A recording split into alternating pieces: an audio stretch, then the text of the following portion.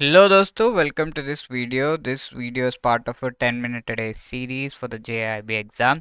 In series of videos में each and every component of JIB exam उससे related जो important topics है और इनसे related जो question exam में आया है या पूछा जा सकता है उसको हम discuss कर रहे हैं. In this session AI and IFS का module A chapter 3 इसका एक important topic that is NITI Aayog and इसका एस्टैब्लिशमेंट क्यों हुआ था, इस क्वेश्चन को हम आंसर करेंगे. राइट, तो why should I watch this video. 10 minutes भी नहीं है मेरे पास, टाइम नहीं है, इतना कम टाइम में फिर 10 मिनट्स के वीडियोस देखो. तो क्यों देखूं? इस तरह के क्वेश्चंस अगर एग्जाम में आपके आ रहे हैं तो you will be able to answer. इसके आसपास का क्वेश्चन एग्जाम में आया भी है.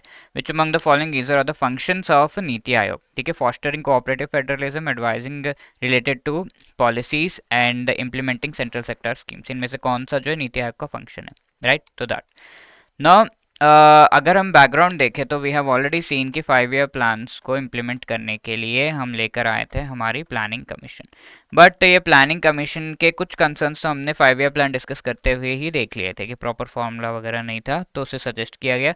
बट और भी कंसर्न्स क्या है, यहाँ पर जो अप्रोच था वो टॉप डाउन अप्रोच था सबसे इंपॉर्टेंट, कि प्लानिंग कमीशन डिसाइड करता एंड बाकी सब इम्प्लीमेंट करते बस. We needed a bottom up approach. तो नीति आयोग को लाया गया जहाँ पर सभी का साथ लेकर, यानी कि सारे स्टेट्स को साथ लेकर उनसे जो है कोई डिसीजन करना है तो उनको पूछकर देन टॉप लेवल पे उसे कंफर्म करके उसे इम्प्लीमेंट किया जाता है. तो bottom up approach, top down approach है, इससे हम बॉटम अप अप्रोच पे आना चाहते हैं. तो इस ट्रांजिशन को हम जो है देख रहे हैं. यहाँ पर प्लानिंग कमीशन को रद्द करके नीति आयोग को लाने के पीछे ये मेन एम था.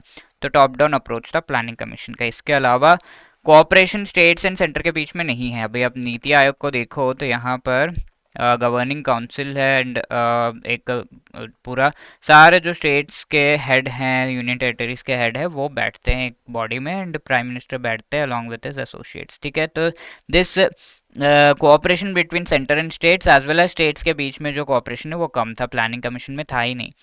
कोई भी डिसीजन टॉप से प्लानिंग कमीशन लेके इम्प्लीमेंट करवाता था बस. ठीक है, तो ये अप्रोच हमें चेंज करना है. एंड इनोवेशन या ऐसे में होगा ही क्या, कोई कुछ उसके विपरीत या फिर उसके बारे में कुछ कहने का भी उतना ना समय था ना फिर ऐसे रिसोर्स थे. तो इनोवेशन होगा कैसे? तो इनोवेशन होता ही नहीं था, पार्टिसिपेशन ऑफ फेडरल यूनिट्स नहीं था उस टाइम पे. अब देखिए नीति आयोग एकदम वाइब्रेंट वे में इसे लॉन्च किया जाता है 1 जनवरी 2015 को. Please remember the date. ठीक है, national institution for transforming India. तो ये हम कह सकते हैं नीति आयोग के मेन जो फीचर्स है, फंक्शंस है, क्या है. ये सबसे पहले mainly it was brought established for advising with respect to designing the policies and programme का जो फ्रेमवर्क है उसको डिज़ाइन करने के लिए. तो policies government of India design करती है एंड इन पॉलिसीज से रिलेटेड एडवाइस कौन देता है? एडवाइस देता है नीति आयोग. ठीक है, अब पॉलिसीज से रिलेटेड एडवाइस दे दिया, अब गवर्नमेंट ने पॉलिसीज इंप्लीमेंट भी करना शुरू कर दिया. अब मॉनिटर एंड इवेलुएट कौन करेगा? नीति आयोग. ठीक है, इसके साथ साथ थिंक टैंक है ये, यानी कि ये हेल्प करता है कि किस तरीके से पॉलिसी डिज़ाइन करनी है उस से रिलेटेड थिंकिंग में, यानी कि एक्सपर्ट्स यहाँ पे बैठते हैं एंड वो पॉलिसी को कैसा, किसी चीज़ से रिलेटेड क्या हमारे स्टेप्स, रूल्स, रेगुलेशंस क्या होने चाहिए, कैसे हमें आगे बढ़ना है, इसको सोचना. तो it is called the activity of a think tank. And knowledge and innovation hub है, यानी कि नॉलेज बच्चे यहाँ पर आपको देख रहे हैं, तो इनोवेशन उन के थ्रू इनोवेटिव आइडियाज़ लेकर आया जाए for us to solve the problems of India and also science technology सब कुछ डेवलप करने के लिए. तो उन्हें इससे रिलेटेड बचपन से ही ट्रेन किया जाए. तो उसके लिए नीति आयोग का एक इनिशिएटिव है अटल टिंकरिंग लैब्स. ठीक है, तो ये लेकर आ रहे हैं. साथ के साथ फॉस्टरिंग कोऑपरेटिव फेडरलिज्म, जहाँ पर सेंटर एंड स्टेट्स के बीच में समन्वय एंड डिफरेंट स्टेट्स के बीच में भी जो है एक साथ वो काम कर सके एंड एक दूसरे के साथ एक कॉम्पिटिटिव एनवायरनमेंट बने, उसके लिए भी उसको हम कोऑपरेटिव फेडरलिज्म कहते हैं. Federalism means to have a coordination between the centre and the states and between the states and वो कोऑपरेटिव वे में हो.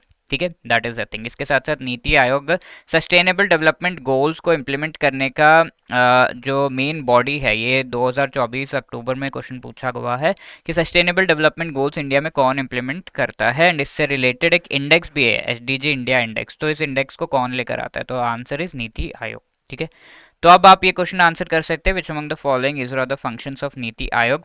Is it fostering cooperative federalism, advising, implementing central sector schemes? ठीक है, तो do let me know the answer in the comment section, and let me remind you, if you are preparing for the JIB upcoming cycle 2025 में, तो एक ही attempt में ये clear अगर आप करना चाहते हैं JIB के चारों पेपर्स को, तो you should definitely consider our master course, जहाँ पर हम चारों कंपोनेंट्स से related concept classes which are very short classes 15-15 minutes के whenever you are on the go, या फिर आप जो है अपने ब्रेक टाइम्स को यूज़ कर सकते हैं सो एज टू प्रिपेयर छोटे छोटे वीडियोस। इसके साथ एग्जाम से पहले लाइव क्लासेस के थ्रू आपको पढ़ाया जाता है, रिवाइज कराया जाता है all the important syllabus for the exam. Short notes के थ्रू आप जो है इन चीज़ों को रिवाइज कर सकते हैं अपने एंड पे। And test series will definitely help you in checking कि आपका level of preparation. Chapter wise test series है, चैप्टर वाइज एमसीक्यूज है, वो ईच चैप्टर का प्रिपरेशन कैसा है एंड ओवरऑल आपका प्रिपरेशन कैसा है वो असेस करने के लिए फुल लेंथ मॉक टेस्ट पीस में दिया हुआ है। Okay, so all of these are part of this course, and JIB 75 is the code that you can use so as to avail 75% discount on these courses. ठीक है, wishing you all the best, and the link is given in the description. If you have any other queries, 8146207241 हमारा number है, and you can also drop a mail at hello@edutab.co.in. All the best for your preparation. Thank you.